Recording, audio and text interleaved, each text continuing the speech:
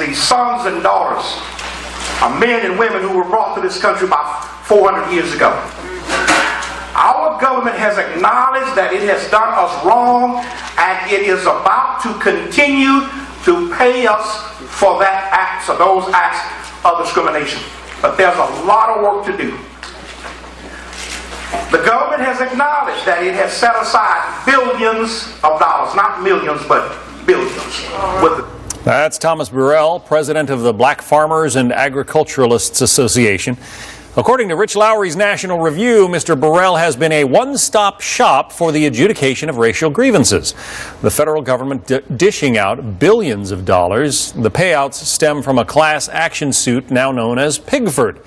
The New York Times ran a story about the Pigford payments, citing that they have become a runaway train driven by racial politics. Pressure from influential members of Congress and law firms that stand to gain more than $130 million in fees. Rich, this is not a new story.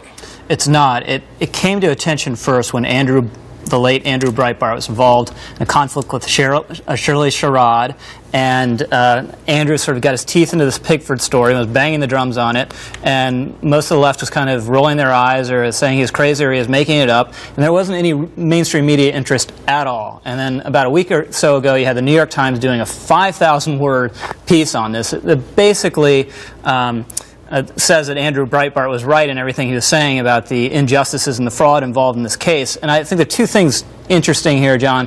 One, it goes to the New York Times, although I'm not a fan, when it really digs its teeth into something, can do extraordinary journalism. And this piece was just that. And then also to its cultural power, because all the same liberal bloggers that treated Andrew Breitbart as if he was crazy when he was bringing this up, now just conceded without a fight, really. Okay, the New York Times says it's true. Andrew Breitbart Judy was right. is nodding her head in apparent agreement. Yes, it's posthumous vindication for Breitbart. But more than that, this is where the system works. Breitbart throws out a story, a set of allegations, a paper like the Times looks at it and does its own version, and the truth comes out. This is a good news story.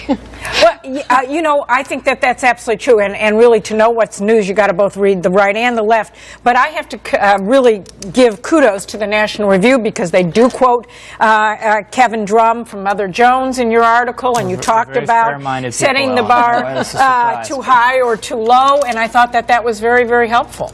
But the New York Times usually leads the liberal media on right, and Rich's point is extremely right. After years of saying Breitbart was crazy, he was wrong, he's wicked, and so on, even Gawker admits that he was right. But then once the New York Times declares it, the entire media just shift. They all take their cue from them, even now in this age of fragmented media. And we're talking about billions of dollars of our money, tax money, that's being paid to people apparently unnecessarily. Yeah, about $4.5 billion. And the sad thing about it is Thomas Burrell is not really that far from the truth. Basically, you can more or less show up with any past claim and get $50,000. At least a lot of people have been able to do that.